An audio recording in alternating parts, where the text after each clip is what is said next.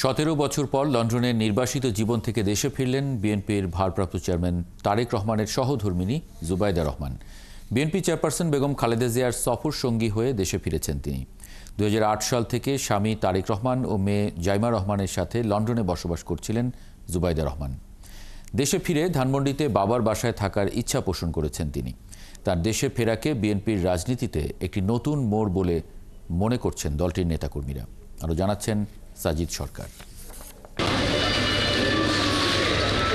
সিলেটের বনেদি পরিবারে জন্ম নেওয়া জুবাইদা রহমান পেশাগত জীবনে একজন চিকিৎসক, কিন্তু চিকিৎসা পেশায় পুরোপুরি মনোনিবেশ করার সুযোগ মেলেনি। বৈবাহিক জীবনে সাবেক রাষ্ট্রপতি ও সাবেক প্রধানমন্ত্রীর পরিবারের পুত্রবধূ হওয়ায় জিয়া পরিবারের অন্যদের মতো তাকেও হতে হয়েছে একাধিক মামলার আসামি। তাকে বরখাস্ত করা হয় সরকারি চাকরি থেকেও।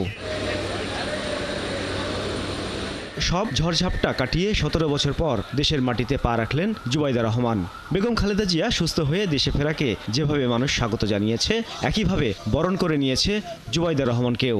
বগুড়ার পুত্রবধূকে পেয়েছি, আমরা ওনাকে নিয়ে আমরা নতুন করে স্বপ্ন দেখব।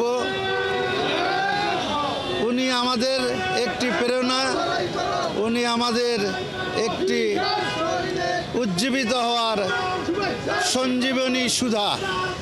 জুবাইদা রহমান আসছেন, ওনার জন্য দোয়া করব, খালেদা জিয়ার জন্য দোয়া করব, তারেক রহমানের জন্য দোয়া করব।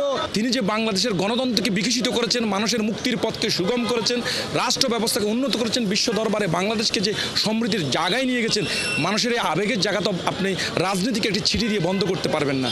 বিমানবন্দর থেকে গুলশানের পুরো পথে সড়কের দুই পাশে জুবাইদা রহমানকে অভ্যর্থনা জানাতে ভোলেননি বিএনপির নেতাকর্মীরা। তাদের কাছে এটি দলের উজ্জীবিত হবার এক নতুন উপলক্ষ।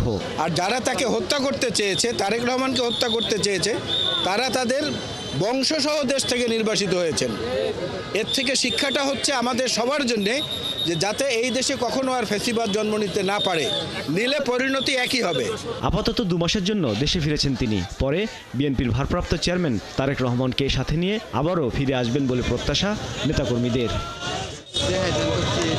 সাজিদ সরকার, 71, ঢাকা।